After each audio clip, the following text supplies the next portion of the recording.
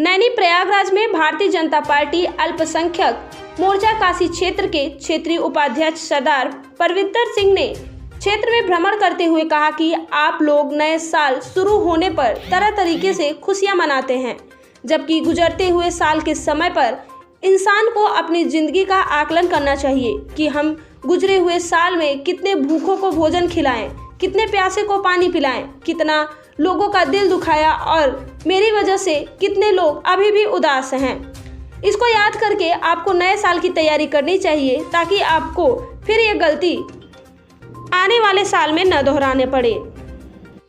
वाहिगुरु जी का खालसा, वाहिगुरु जी की फतेह। सभी को नया साल आने वाला है। कुछ ही घंटों में आप लोगों को नए साल की बहुत बहुत बधाई। मगर मैं एक कहना चाहता हूं कि खुशियां मनाने के साथ साथ आपको गुजरे हुए जमाने के समय की का आकलन भी करना चाहिए। क्या किसी ने आप लोगों में से किसी ने भूखे को भोजन कराया, प्यासे को पानी पिलाया, किसी का दिल तो नहीं दुखाया, किसी को बेवजह तंग तो नहीं किया।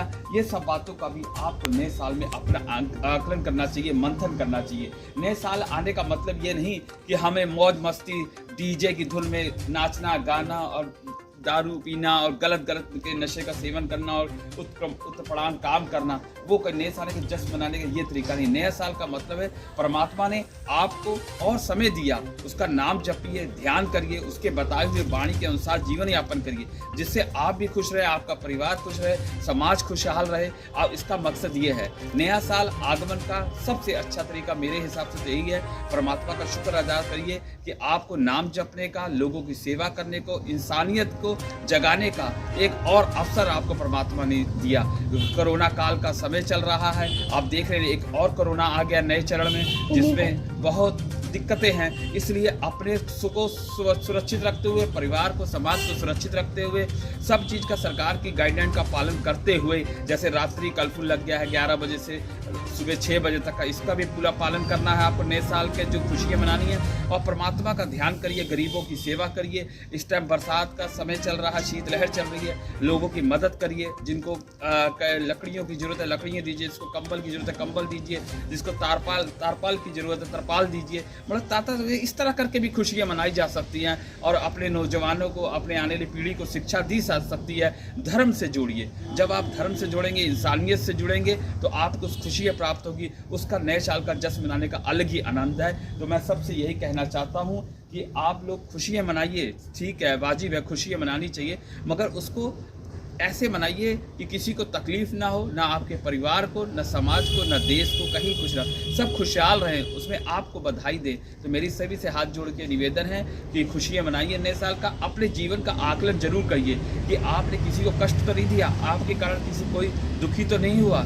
अगर ऐसी कोई बात हुई है तो अपने अंदर मंथन करिए, उसको सुधार लाइए और अगले साल जो आप इस साल जो प्रारंभ हुआ, जीवन दिया परमात्मा ने आपको नया साल जो सुनने का, उसमें कोई ऐसी गलती ना हो, ऐसा कोशिश करिए। और मैं सभी से हाथ जोड़ के निवेदन कर रहा हूँ, दंडवत प्रणाम कर रहा हूँ कि मुझसे कुछ गलती हो गई हो जाने अनजाने में तो क्षमा करें, मुझे सद्बुद्धि दे, मार्गदर्शन करें, जिससे मैं लोगों की सेवा कर सकूँ, समाज की सेवा कर सकूँ और परमात्मा के नाम जप सकूँ और स्वस्थ रह सकूँ। वाहिगुरु जी का खालसा, वाहिगुरु जी की फतेह। जी का खालसा, वाहिगुरु जी की फतेह। सभी को नए साल के आगमन की लाख लाख बधाइयाँ हों।